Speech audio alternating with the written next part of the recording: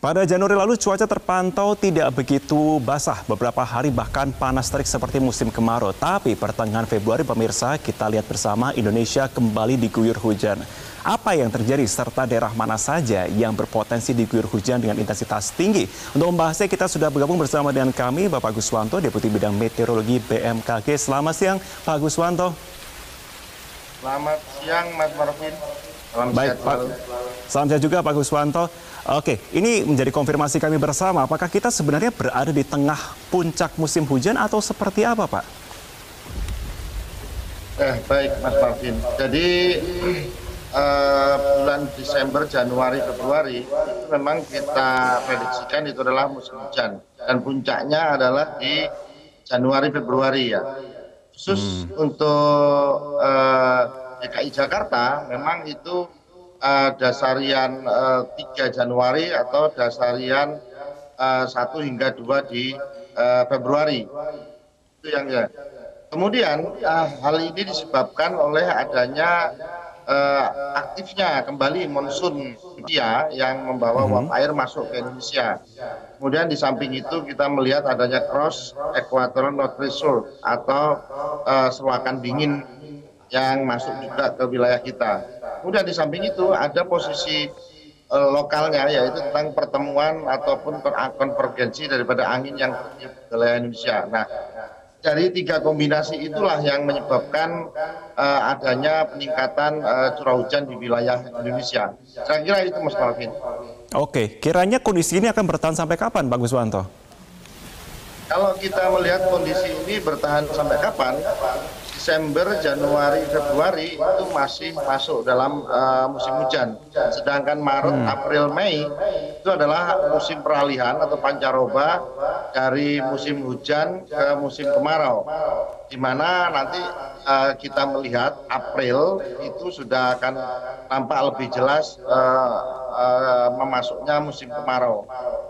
Kemudian kalau kita lihat, dan memang dari beberapa hal ini di wilayah selatan itu agak lebih basah dibanding wilayah utaranya. Ini yang perlu kita lihat.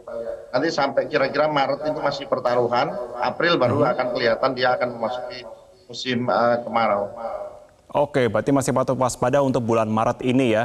Pak, kalau terkait dengan wilayah yang terdampak karena banjir begitu ya, adakah mungkin dampak lain dari mungkin monsun seperti yang Bapak sampaikan sebelumnya, misalkan angin kencang ataupun longsor tanah bergerak, ada potensi yang dilaporkan terjadi? Baik, untuk potensi bencana hidrometeorologi yang muncul, yang pertama pada saat ini adalah banjir ya atau genangan air, kemudian longsor apabila itu menimpa daerah tebing ya atau memiliki lereng, kemudian ada juga banjir bandang yang kita lihat.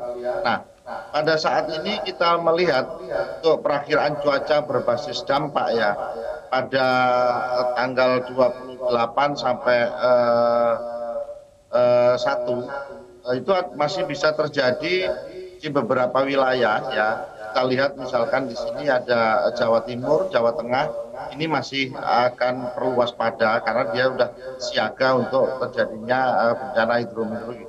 Sedangkan angin kencang, kilat dan petir itu juga masih menyertai di beberapa wilayah. Itu yang bisa disampaikan Mas Marvin. Oke. Artinya untuk wilayah-wilayah yang bisa saya garis bawahi untuk wilayah Jawa itu seperti misalkan di wilayah Jawa Tengah, Jawa Timur, berarti wilayah Pati, Kudus yang selama 3 bulan ini belum surut-surut juga banjirnya juga patut waspada berarti Pak ya? Betul. Kalau Pati, Kudus, Jepara, saya tambahkan Pati, Kudus, Jepara. Ini perlu kita lihat kembali ya. Oke, kalau wilayah lain Pak selain di Jawa mungkin seperti di Pulau Sumatera, Sulawesi atau wilayah lain? Baik, kalau kita dilihat lagi wilayah lain itu ada di Kalimantan Barat ya. Kalimantan Barat ini perlu kita waspada juga, ada beberapa daerah yang memang mengalami. Kita lihat untuk Kalimantan Barat ini ada di Sambas, Buraya, Kota Pontianak sendiri dan Mempawah ya. Yang perlu. Oke. Kalau gelombang tinggi Pak, pantauannya yang kiranya akan mengalami kenaikan ekstrem di mana Pak? Gelombang tinggi berdasarkan perakiraan dari BMKG, yang tinggi gelombangnya itu lebih dari 6 meter. Ini berpotensi terjadi di Laut Natuna Utara. sedangkan tinggi gelombang 4 sampai 6 meter itu berpotensi terjadi di perairan utara Kepulauan Anambas, Kepulauan Natuna, dan Arafuru. Nah, pulau lainnya kita lihat itu antara 2,5 sampai 4 meter. Nah, gelombang tinggi saat ini cenderung lebih banyak di sekitar wilayah utara dari wilayah Indonesia. Demikian kira-kira, Marvin. Terakhir imbauan kepada masyarakat, Pak Guswanto. Ya, imbauan untuk kepada masyarakat yang perlu kami sampaikan adalah yang pertama, ada saat terjadi peningkatan cuaca ekstrim ini, kami berharap masyarakat tetap tenang, kemudian selalu waspada akan terjadinya bencana hidrometeorologi seperti banjir bandang, tanah longsor, angin kencang.